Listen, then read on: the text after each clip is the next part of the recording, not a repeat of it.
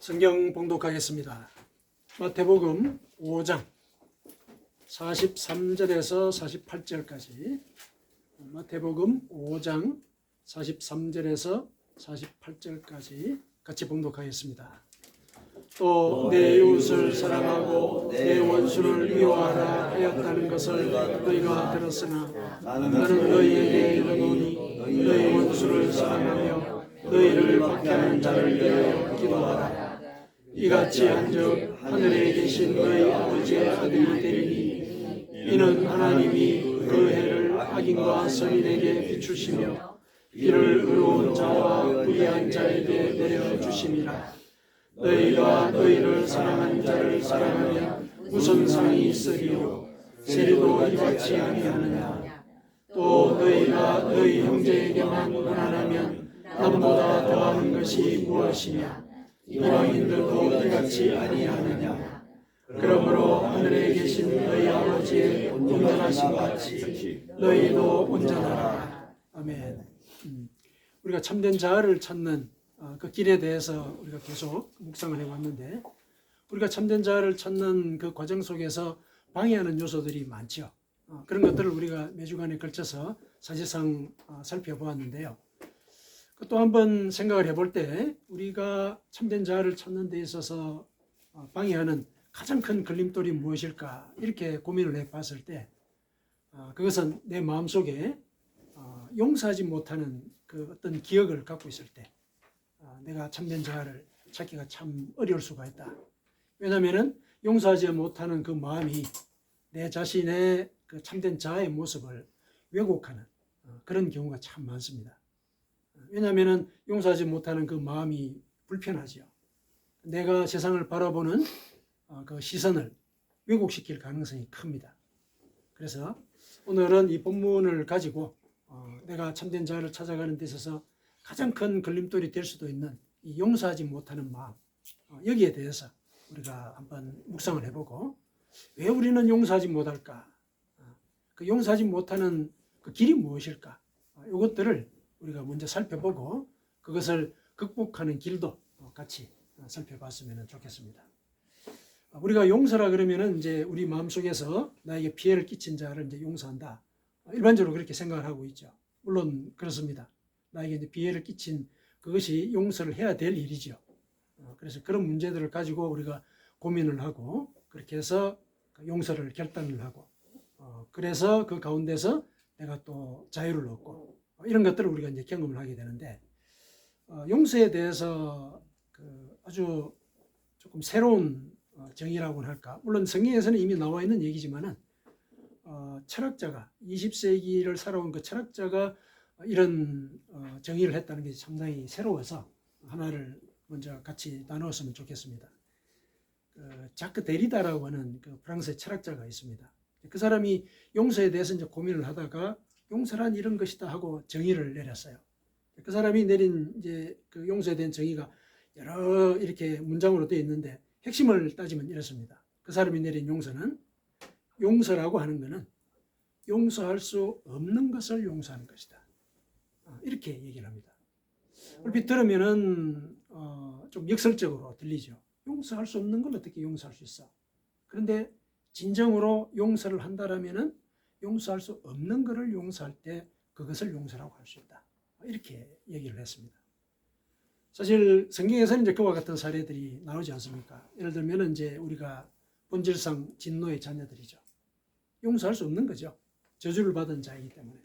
그런데 우리를 용서하시기 위해서 하나님이 목숨을 버리셨거든요.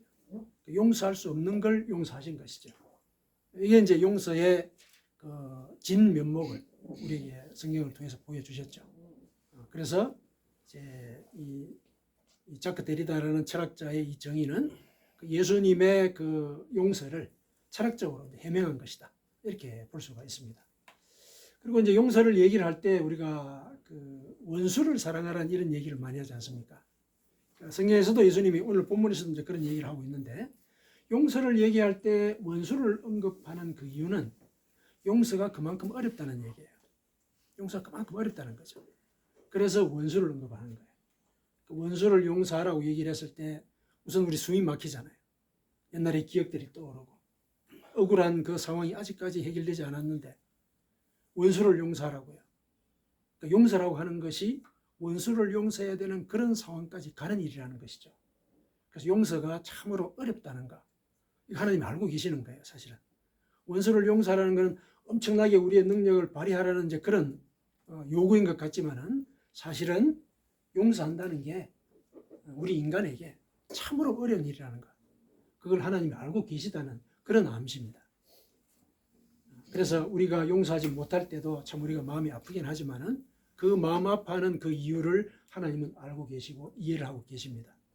그래서 용서할 수 있는 힘과 또 계기를 우리에게 늘 주고자 하나님은 지금도 노력하고 계시죠. 왜냐하면 예수님이 곁에서 항상 우리를 위해 중보하고 계시거든요. 우리가 힘들어하는 그 마음, 그거를 하나님께 올려드리기 위해서 예수님께서 하나님 곁에서 그 사실을 중보를 하고 계십니다. 그래서 용서가 참 어렵다는 거 하나님도 알고 계십니다. 그런데 왜 용서를 얘기하시면서 원수를 언급을 하셨을까? 어렵지만은 그러나 원수를 용서하지 않으면은 우리의 삶이 원수의 발목 잡힌 것이 되기 때문에 그래서 발목 잡힌 삶을 살지 않도록 하는 그런 마음을 갖고 계시기 때문에 원수를 용서하라고 얘기를 하시는 것이죠. 그런데 그 길로 가기가 참으로 어렵고 힘듭니다. 그 길로 가기를 방해하는 요소가 이제 우리 오늘 본문에 보면 세 가지가 있어요. 세 가지가 있습니다. 그 세 가지를 우리가 같이 묵상을 하고 우리 삶 속에 한번 이렇게 적용을 해보도록 그렇게 하십시다. 자, 43절에 보면은 또 내 이웃을 사랑하고 내 원수를 미워하라 하였다는 것을 너희가 들었다. 이렇게 얘기 나오죠. 이게 우리의 정의관념이죠. 이웃을 사랑하고 원수를 미워하는 것. 우리 정의관념이죠. 지금은 이 정의관념이 거의 통념화되어 있죠. 당연하게 여기는 부분이죠. 이웃을 사랑하고 원수를 미워하는 것. 이런 통념이 실은 우리로 하여금 용서를 못하게 하는. 왜냐하면 일반 사람들이 다 그렇게 생각하고 있고 그게 상식으로 통하니까. 그러면은 원수를 미워하는 것, 이거는 어쩌면은 정의를 세우는 일일 수도 있다. 이렇게 합리화를 시킬 수도 있는 거거든요. 원수를 미워하는 것 자체가. 정의를 이렇게 앞세우는 이런 통념, 이것이 나로 하여금 원수를 용서하지 못하게 하는 그런 길일 수가 있는 거죠. 사회의 통념, 상식화되어 있는 통념. 이런 정의관념은 실은 오늘날도 우리가 일반적으로 이해를 하지만은 2000년 전에 이런 기록이 하나 나와요. 2000년 전에. 그러니까 예전이나 지금이랑 똑같다는 얘기예요.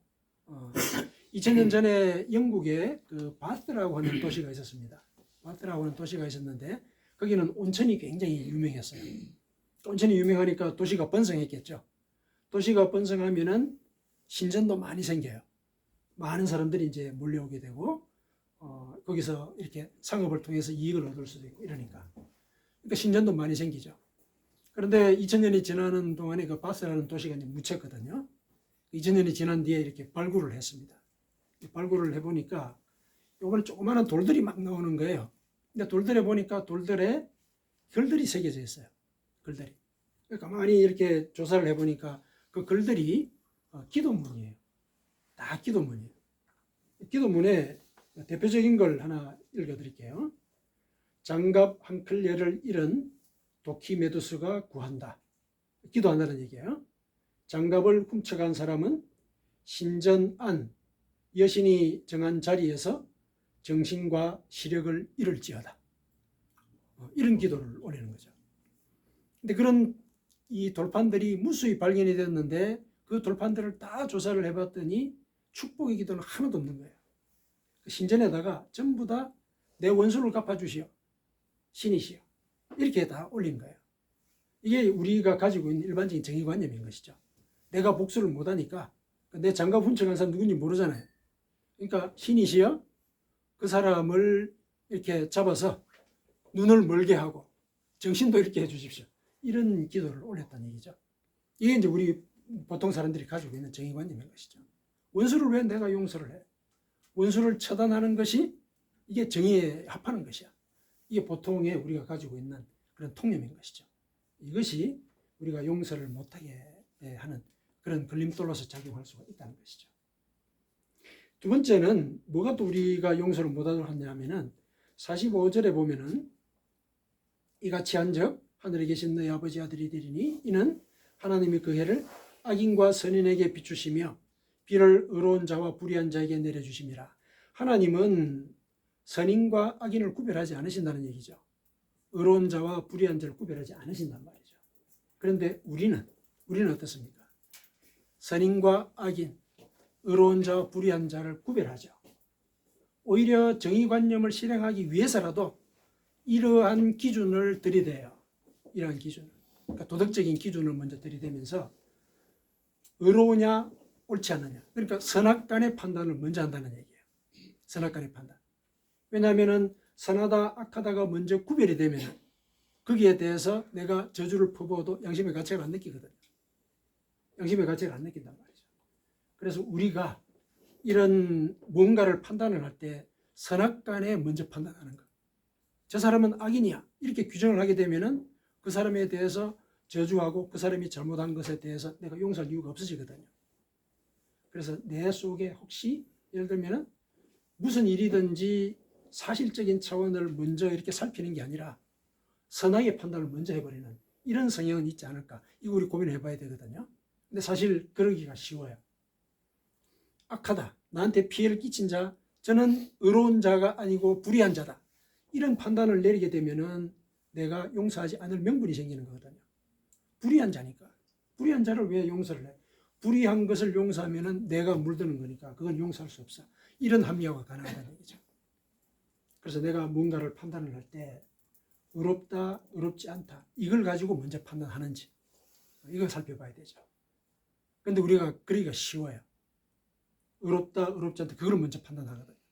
그러면 이제 용서를 하지 못하게 되죠. 그게 이제 두 번째 그 용서를 못하게 하는 요소일 수가 있습니다. 그 다음에 세 번째 보면은 48절에 그러므로 하늘에 계신 너희 아버지의 온전하심과 같이 너희도 온전하라. 여기서 하나님이 온전하시다는 얘기는 하나님이 선인과 악인을 구별하지 않고 은혜를 공평히 내리신다. 이런 차원에서 온전하다고 얘기를 하시는 거거든요. 근데 우리가 우리 삶을 돌아볼 때 내 속에서 내가 선인과 악인을 구별한다. 그리고 악인이 내 기억 속에 있다. 그래서 내가 그를 용서하지 못한다. 그러면은 내가 그 사람에게 공평하게 대할 수가 없죠. 악인에게 어떻게 공평하게 대할 수 있겠어요? 우리 기본의 이 마음속에 그런 그 통념에 따르자면 대할 수가 없거든요. 그러면은 그게 온전한 게 아닌 것이라는 거죠. 하나님의 시선에서 볼 때. 그러면 그게 왜 그렇게 되느냐? 왜 그 사람을 악인이라고 생각하느냐라고 생각을 해봤을 때 내가 그 사람에게 받았던 그 상처가 너무 큰 거죠. 그리고 용서가 안 되는 거죠. 그런데 상처가 크다 하더라도 내가 하나님을 믿는다면 용서하려고 시도를 해볼 수 있는데 안 되는 거예요. 이게 본능적으로. 본능적으로 안 되는 이유는 그 근본 속에 내가 그 상황에 연루된 것에 대해서 나 자신을 용서하지 못하는 거예요. 나 자신을. 어떤 사람이 나에게 해를 끼쳤는데 그 해를 끼치는 그 상황 속에 내가 연루되었다는 그 사실에 대해서 내가 나를 용서를 못하는 거예요. 내 잘못이 아닌데도 불구하고 내가 거기에 연루되었다는 그것을 내가 이해를 할 때 그리고 나를 용서를 할 때 내가 그 사람도 용서를 할 수가 있거든요. 왜냐하면 내가 나를 용서를 했으니까 나는 저 사람이 나한테 준 그 상처에 대해서 방어할 능력이 있다는 걸 나 스스로 확인한 거거든요. 근데 그게 안 되는 거죠. 그게 안 되다 보면은 용서를 못 하는 거예요. 그 사람을 용서하지 못하는 그 내밀한 원인 중에 하나가 내가 내 자신을 용서하지 못하는 그런 문제가 있는 거죠. 내가 하나님 앞에 온전하지 못한 그런 모습이라는 거죠. 이런 생각들이 우리가 나에게 잘못한 사람을 용서하지 못하는 그런 걸림돌로서 우리에게 작용을 할 수가 있는 것입니다. 물론 이제 이 이외에도 여러 가지 이유들이 있겠죠. 개인별로 상황들이 다 다르기 때문에. 그러나 오늘 본문을 통해서 우리가 용서하지 못하는 이유를 추출해낸다고 얘기했을 때 그 세 가지가 아마 우리가 용서하지 못하도록 발목을 잡는 그런 주요한 영향을 끼치는 요소가 아닌가 이렇게 생각이 듭니다. 사회적인 통념, 일반적인 상식이 있죠. 상식. 그 다음에 내가 의로움과 불의의 기준으로 모든 일들을 먼저 판단해버리는 이런 습관. 어쩌면은 도덕적인 자아식일 수 있어요. 그거는 도덕적인 자아식.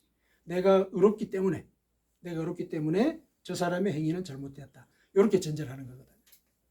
그 다음에 세 번째가 내가 그 어떤 잘못에 대해서 나 자신을 용서하지 못하고 있는 거. 내 탓이 아니다. 내가 이 세상이 돌아가는 이해할 수 없는 그런 과정 속에서 내가 당한 피해일 뿐이지 내가 뭔가 의도적으로 잘못해가지고 이런 일을 벌여서 나를 내 스스로가 힘들게 하고 있는 그런 부분까지 가서는 안 된다는 걸 갖다가 내가 모르는 거죠. 이런 세 가지 요소가 나에게 잘못한 사람을 용서하지 못하는 그런 이제 이유일 수 있는 것이죠. 그러면 이제 그것에 대해서 우리가 이겨나갈 방법도 찾아봐야 되겠죠. 예수님께서 오늘 본문에서 그런 그 길들을 이겨내는 방안들도 같이 말씀하셨어요. 자, 통념을 그러면 어떻게 이길 것인가? 44절에 나와 있죠. 44절에. 나는 너희에게 이르노니. 예수님께서 우리에게 일러주시는 거죠. 이거는 하늘의 길이라고 일러주시는 거예요. 내가 너희에게 이른다는 얘기는. 이건 하늘의 길이다. 너희 원수를 사랑하며 너희를 박해하는 자를 위해 기도하라. 이렇게 얘기를 한 거죠. 통념을 깨라는 얘기예요.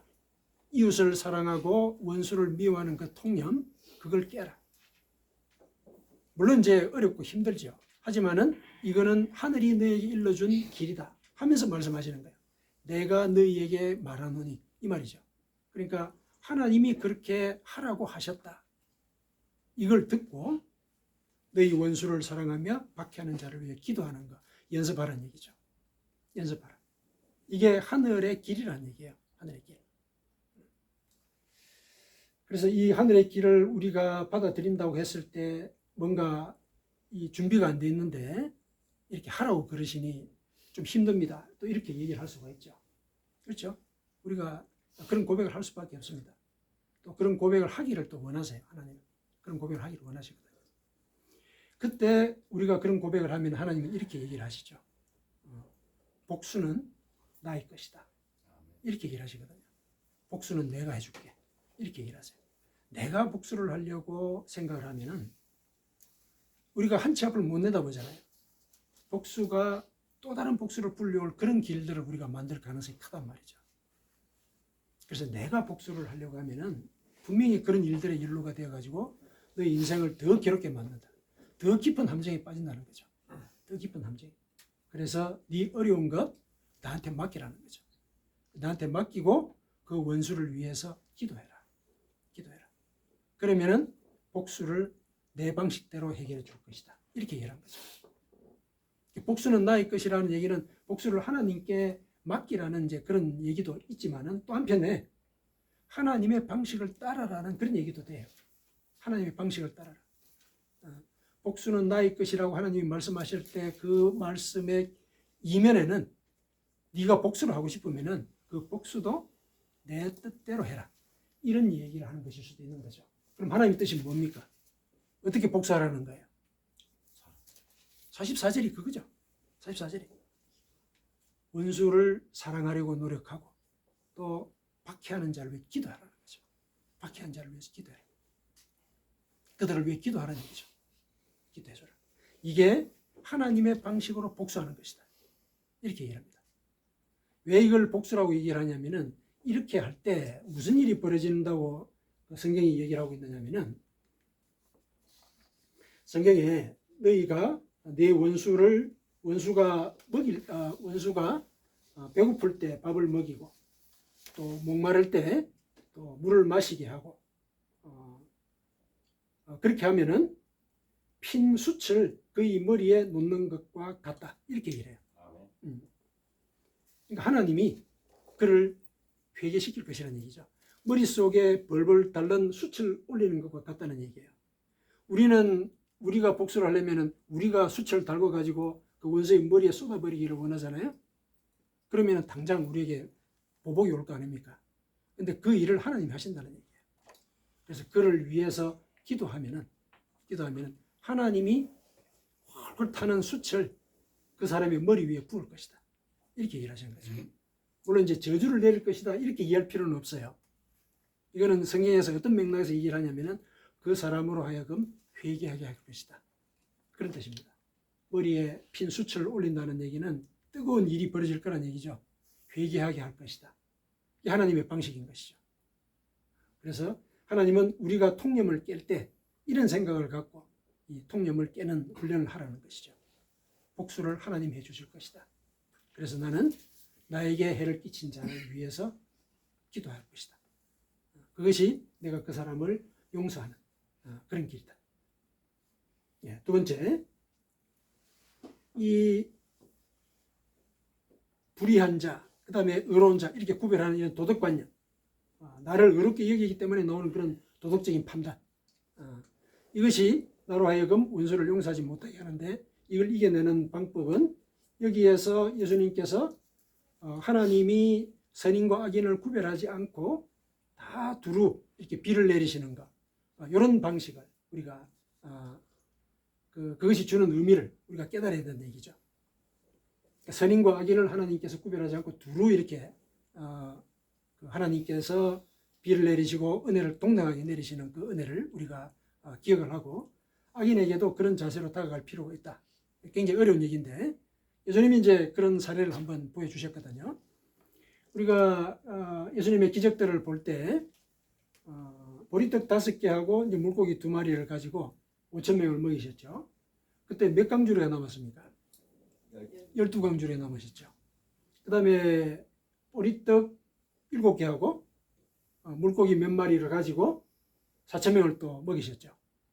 그때 몇 강주리가 남았습니까? 7강주리가 남았죠. 그거는 이제 성경을 연구하는 분들이 하는 얘기가 그 12는 이스라엘 족속을 가리킨다고 그래요. 12족속이니까. 그리고 7족속은 7은 7강주리 7은 그 가나안의 이방 족속들.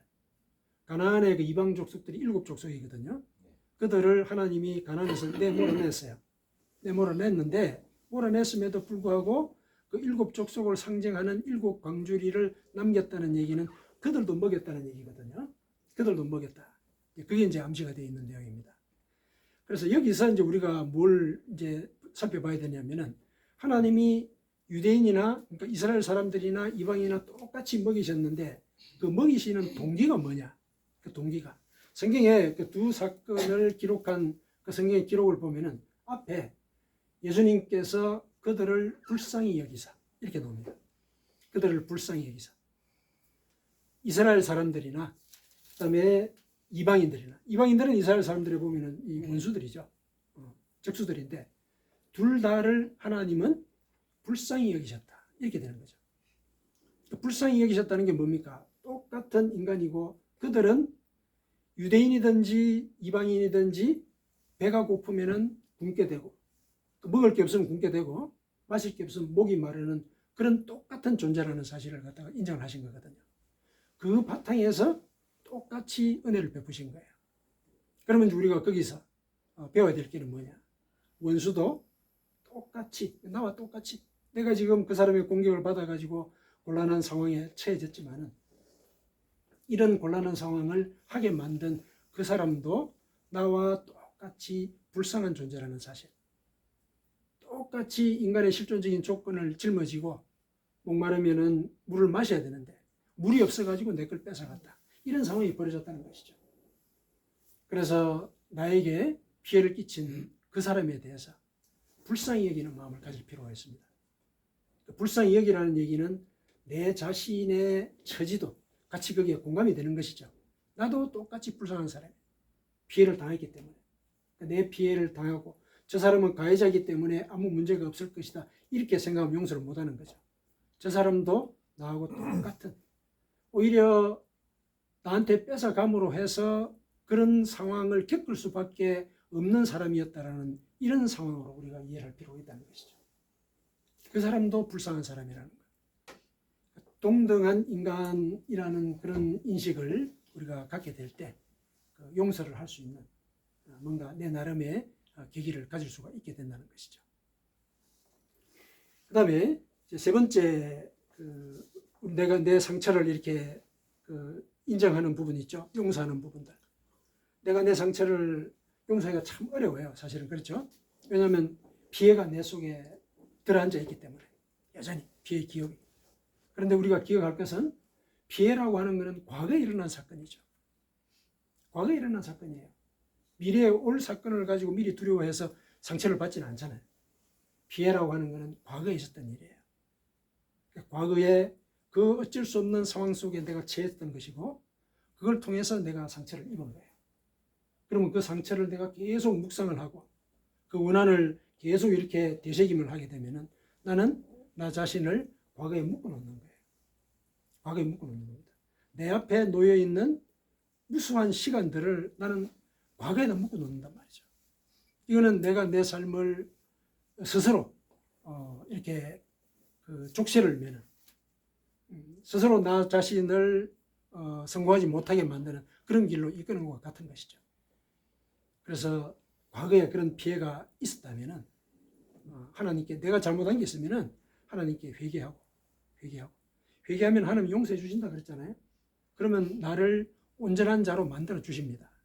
그래서 우리가 마음속에 깊게 생각해야 될 게 나는 하나님을 믿는 자로서 나는 온전하게 된 자다. 내 죄를 용서받은 자다. 이런 의식을 가질 필요가 있습니다. 그래서 내 스스로가 하나님으로부터 용서를 받았고 그리고 내가 용서를 받았기 때문에 나 자신도 나의 잘못에 대해서 용서할 수 있어야 돼요. 그건 내 잘못이 아니었어. 내가 처한 상황에서 내가 어쩔 수 없이 말려든 일이었고 그렇다면 내가 거기에 묶여서 과거에다가 내 삶을 갖다가 다 이렇게 족쇄처럼 내어놓을 필요는 없는 것이야. 스스로 자기에게 그거를 격려를 해야 되는 것이죠. 하나님이 그렇게 하기를 원하세요. 왜냐하면 명령을 하고 계시지 않습니까?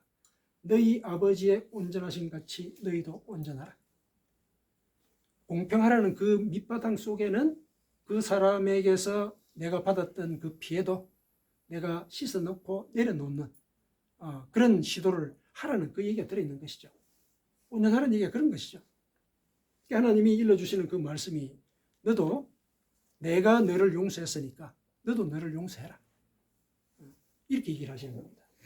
그래서 내 속에 피해의식 이거를 내가 용서를 할 수 있을 때 내 원수도 용서할 수 있게 되는 것입니다. 예수님께서 이제 그걸 얘기를 하시죠. 그렇게 해서 결국 우리에게 주어지는 것은 뭐냐? 너희가 이 땅에서는 온전한 자로 살아라는 얘기죠. 온전한 자로. 네가 마음속에 원한을 품고 있으면 이웃을 사랑하지 못한다 사실은. 네 이웃 속에는 원수도 들어있는데 이웃을 사랑하지 못한다는 거죠. 그래서 네가 이 땅에서 이웃을 사랑하고 하나님을 사랑하는 그런 삶을 살고자 한다면은 내가 너를 용서했으니까 너도 너를 용서할 수 있어야 된다. 그래서 우리가 회개를 할 때 늘 그렇게 얘기하지 않습니까? 과거에 이런 죄를 잘못을 저질렀습니다. 용서해 주십시오. 물론 이제 자기의 잘못을 이렇게 분석해가지고 이런 일을 해서는 안 되겠다 결단하는 거 굉장히 중요해요. 그러나 회개의 근본 목적을 머리에 염두에 두고 우리는 회개를 해야 됩니다. 내가 온전한 자가 되는 것, 하나님 앞에서 용서받은 자로서 자유를 누리는 그런 삶을 기대를 하면서 회개를 하는 것이거든요. 그래서 제가 이런 잘못을 저질렀지만은 이제는 그 반대로 이런 삶을 살게 해 주십시오. 이런 기도도 같이 해야 된다는 얘기예요. 그렇게 해서 내가 정말 하나님 안에서 자유를 누리는 그런 삶을 살아가야 되는 것이죠. 그때 내가 원수를 용서할 수가 있습니다. 그래서 오늘 본문을 통해서 하나님께서는 우리가 왜 일상을 살면서 용서하지 못하는가 이걸 한번 돌아보기를 원하십니다. 이 말씀 속에 용서하지 못하는 그 이유들을 다 이렇게 심어 놓으셨거든요. 그래서 이러한 요소들을 내 삶 속에 적용을 해보고 그 각각에 대해서 하나님이 또 일러주신 극복할 수 있는 방안들 이런 것들을 우리 삶 속에 적용해서 우리 자신이 거듭나는 것을 내 눈으로 확인하는 그런 삶을 살아갈 수 있어야 하겠습니다. 이런 것을 보면은 용서한다라고 얘기했을 때 굉장히 의지가 필요한 일이에요. 용서는. 그렇죠. 굉장히 의지가 필요한 일입니다. 어쩌면은 남에게 피해를 끼치는 것보다 용서하는 것이 더 큰 의지를, 더 큰 에너지를 요구할지도 모릅니다. 그게 사실이죠. 용서를 하려고 할 때 얼마나 힘듭니까, 사실은. 더 큰 의지를 이제 필요로 하는 것이 이 용서인데, 하나님은 그 의지를 드리는 그런 결단을 할 때, 그 결단 가운데 함께 하십니다. 격려하시고 용기를 주시죠. 그래서 우리가 통념이 된 그 정의관념을 뒤집어보고 또 도덕적으로 차별하는 그런 의식들 우리가 반성을 하고, 그리고 내가 너를 용서했다는 그것, 십자가에서 피를 흘려서 생명을 바쳐서 너를 구했다는 것, 그걸 믿어야 됩니다. 그걸 믿을 때 내가 용서받았다라고 생각하고 나도 나를 용서할 수 있거든요. 하나님이 너가 죄 없다고 그러는데 왜 내가 나 스스로를 죄가 있다라고 생각합니까? 왜 내가 그 피해 때문에 고생을 하고 고통을 받아야 됩니까? 하나님이 너를 용서했다. 용서했다는 증거가 뭐냐? 내가 피를 흘리지 않았느냐? 내가 목숨을 바치지 않았느냐? 너는 나의 생명값이다. 이렇게 얘기를 하신 거거든요. 그러면 내가 나를 용서해 주셔야 됩니다. 하나님이 용서하셨기 때문에. 사랑하는 성도 여러분, 우리가 우리에게 피해를 끼친 자를 용서할 때 그것이 하나님 앞에서 온전해지는 그런 길입니다. 그리고 십자가의 순환이 전하는 하나님의 뜻을 우리가 이 땅에서 실현하는 길입니다. 아멘.